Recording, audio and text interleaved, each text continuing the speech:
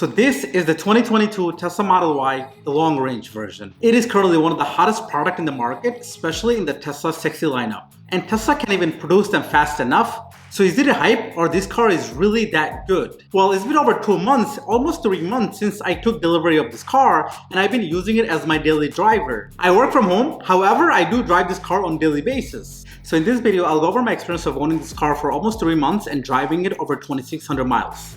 So I'll share all the pros and cons and my personal dislikes. So let's start. By the way, if you're someone thinking about getting a Model Y or you already ordered one, or maybe you might be deciding if you want to get a Model Y, this is the right video you might want to consider sticking around. So I'm pretty sure you start to see these Tesla all over the place and you're probably thinking what's it like to own a Tesla or EV in general. Let me know in the comment section if you're someone thinking about getting a Model Y or what do you think about these Teslas on the road. And obviously Teslas and EVs in general are the next phase or the next generation of transportation. So if you were to get the same exact car as I have, it seems like the backlog is 9 to 12 months. That's how the demand for these cars are.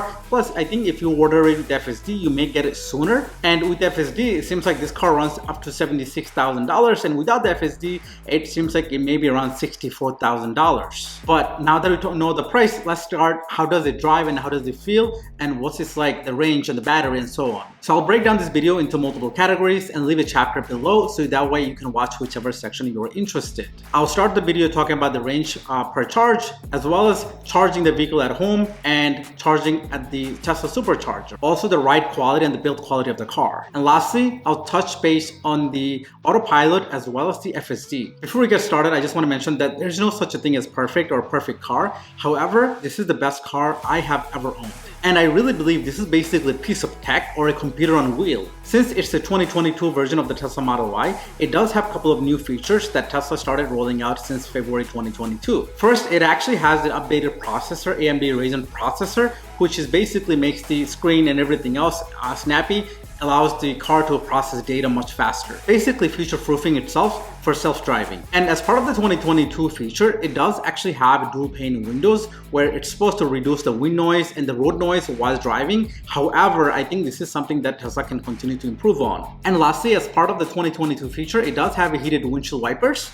So it should help during the winter months to defrost the windshield much faster rate. So now that we know about the new features of 2022, let's talk about the car. How does it feel? How does it drive? So let's start with how I feel about this car. First and foremost, I love how I no longer have to carry a physical key for this car anymore. I can basically lock, unlock, start the car, drive the car all just by having my phone with me. As long as I have my phone with me, I can basically just operate the car as normal. However, Tesla do include 2 of these key cards, so they basically work as your key. As long as you have one of these cards with you, you can basically operate the car as normal as well. Next, I love the super simplicity of this car. When you get into the car, all you have is this big screen and there is nothing else. You don't get greeted with a bunch of buttons here and there. You can basically control the entire car from the screen. And this car is super fun and zippy to drive. Probably the fastest car on the road, unless you're driving next to another Tesla. And yes, this car is fast. However, I'm pretty sure you're probably thinking, what type of miles and range do I get with this car every time I charge? So let's talk about the battery and the real life range. So I have the long range version of the Model Y with 19-inch Gemini wheel. Technically, this is the most efficient Model Y Tesla makes right now. According to the Tesla website, EPA estimates this car for 330 miles range per charge when charged to 100%. While you can charge this battery up to 100%, however, Tesla recommends charging up to 90% to preserve the battery life over long term, and only to charge up to 100% if you're going on a super long drive. So for the most part, I've been charging the battery up to 90%, which gives me about 297 miles of range. However, my actual real life mileage is less than 297 miles, especially when I'm blasting the heat and the AC in the car or using any other features of the car while I'm driving, because at the end of the day, all these other extra features is consuming extra battery, extra juice from the car, which ends up reducing the driving range. However, I'm lucky if I get 250 miles or maybe 245-ish around that. Plus, I think these Teslas or even any car is most efficient driving at 55 miles per hour. So the moment you go faster than that, you're basically burning more energy, more juice from the car, which ultimately reduces the range. And also how fast you accelerate matters. So every time I'm stopping and going, if I keep accelerating at a much faster rate, obviously that reduces the range as well. So for example, I usually drive from Albany, New York to Hartford, Connecticut at least once a week, and it says my driving is about 100 miles. But if I leave from home with 280 miles range, by the time I reach there, in theory, I should have at least 180 miles left. However, it seems like consistently every time I reach my destination, I'm left with about 155 miles per hour. So in real life of driving experience, I feel like this car or the battery is about 80% efficient. So when I say 80% efficient, I mean if the car says I have 200 miles range left, I basically consider that as 160. Basically, like I have to discount about 20%, probably because I drive a little faster than the speed limit. So when the speed limit is 65, I usually go right around 74. So that could be my problem, or maybe I'm accelerating a little too fast.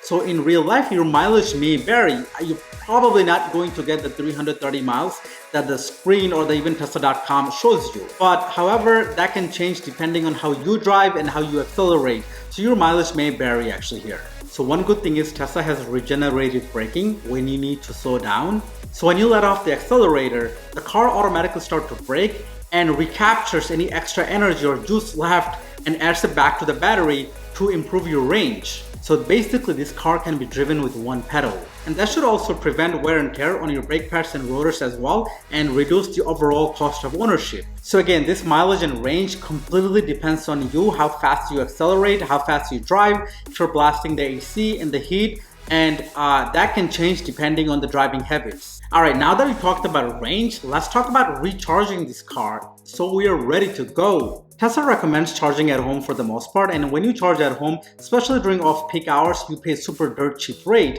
So you probably would pay maybe a couple of dollars going from 0 to 100% charged. And how do you charge this car? So my car came with this mobile charging connector, so you basically can charge out of any outlets. However, it is super slow. It only adds about 5 miles per hour. And I believe Tesla no longer includes them for free, but you can get it for $200 if you'd like. That way you can carry one in the car. However, I personally ordered the Tesla wall connector from Tesla.com for $400. So using this, you can basically add up to 44 miles per hour. So if you leave it connected overnight for 4 or 5 hours, you're usually good to go next morning with the battery fully charged and ready to go. And of course, the Tesla superchargers are now all over the place. You can basically find one every 15 minutes. You don't have to worry about finding a supercharger. If you're driving on the road and your car needs to charge, the navigation system will automatically tell you and navigate you to the nearest charger. It will tell you how long you need to charge before you're ready to go to your destination. And these superchargers are vertically integrated. They're owned and managed and even manufactured by Tesla themselves. So once you reach a Tesla supercharger, you don't have to do anything. All you do is park your car, connect the charger, and you're ready to go. You don't have to worry about swiping your credit card, swiping your phone, or anything else. Just connect and go. Simple as that. So let's talk about the build and the ride quality. I know a lot of early Tesla owners had problem with the build quality of the vehicle, and then especially the panel gapping and so on. But my version of the Model Y seems to be fine. I don't have any problem, zero complaint. So I'm pretty happy how everything looks. So one of the best features of this car is that I feel like these seats are amazing. This is probably the best seats of any car I have ever sat on.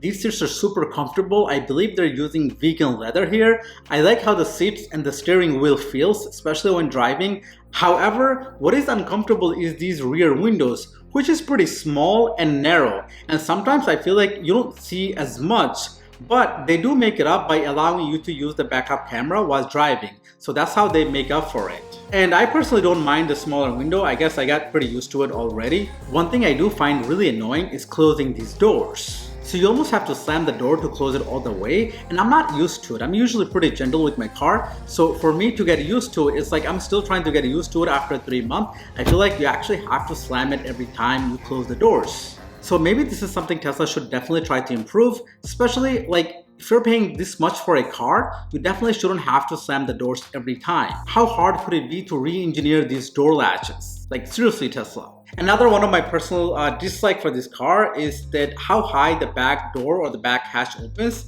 It basically opens super high. So if you open it in the garage while you're parked inside, you most likely would hit the ceiling and end up putting a dent. So when I picked up this Model Y, I opened the door while it was charging, and you can see in the back of the hatch, it ended up denting and putting some scratch here. So I guess I have to now figure out how I get this fixed. So for the most part, I like how the Model Y looks and feels, except this front bumper. For some reason, I really don't like how this scoop-shaped front bumper looks. I'm not sure how this is supposed to be aerodynamic.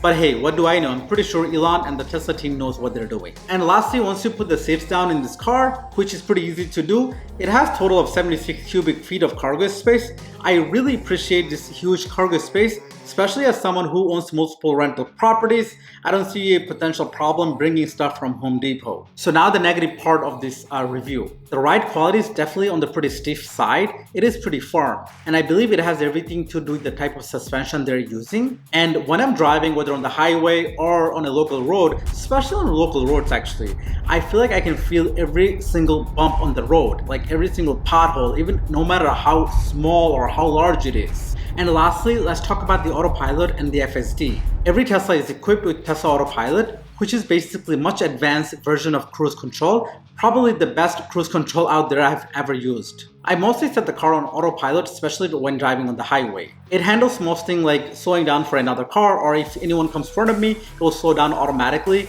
Or if anyone moves out of my lane, the car will automatically speed up again. So if I need to take an exit soon, as long as I'm in the right lane, it will basically take an exit on its own and navigate to the next highway or whatever is whichever direction I'm going. The car itself taking the exit ramp and changing the highway, that alone is, I think, is super dope. So this autopilot is really cool, especially when you're driving on the highway on a long drive. It's definitely a stress reliever, especially when you don't have to worry about every single thing. The car can handle most basic things like keeping your car on lane, keeping the car straight. You don't have to worry about that. Sometimes you can, just set it on autopilot and basically talk to your partner, whoever, listen to music, listen to audiobook, whatever it is. That way you don't have to focus on every single thing that on the road. However, as much as I love and enjoy the autopilot, from time to time, the autopilot thinks there is someone in front of me, so it will slam the brake and try to stop. So if you're not careful, if there is someone else very close to you, right behind you, they could end up hitting you from the back. I think it's called phantom braking as I googled it up. However, it did improve quite a bit. It has happened to me at least 4 or 5 times within the first month of having the car. It hasn't happened at least in the last 2 months or maybe a month and a half now. Since it's a software issue, I'm hoping Tesla fixed it. If not, I'm hoping this can get fixed over time, because this is a software issue Tesla should be able to fix and send the updates over the air. So besides this phantom braking, I really like how the autopilot works. And as far as the FSD is concerned, I did pay $10,000 for the FSD. However, I don't have the FSD yet because Tesla is running a beta version and I don't have the beta version yet. I guess I'm in the waiting line. I have to drive and they would monitor my driving scores. If I qualify, eventually they will push it out to me. But until then, until there is a production version, I guess it's hard to rate the FSD yet. So besides this phantom braking, I don't have any other major complaint problem that I can say about this car. My only regret is not getting the car sooner. I remember when the Model Y came out, I wanted to get the Model Y, but then I was hoping the Cybertruck would come out in 2021. Since the Cybertruck never made it to production yet, I felt like, you know what, whatever, I'll just get the Model Y until the Cybertruck goes to production, and when the Cybertruck is ready, maybe I'll upgrade from the Model Y to the Cybertruck. So I hope this video was informative enough. My goal was to share my experience with the driving range, the ride quality and the build quality, or any other problem or my personal dislike about this vehicle, which hopefully you will find it helpful and maybe will help you make a decision if you are trying to get a Model Y, or if you're thinking about getting one, or if you have one already that ordered and you're probably just waiting for the car. By the way, this is a brand new channel, so please feel free to subscribe and hit the like button for the YouTube algorithm. With that in mind, thank you for watching, and I'll see you on the next one.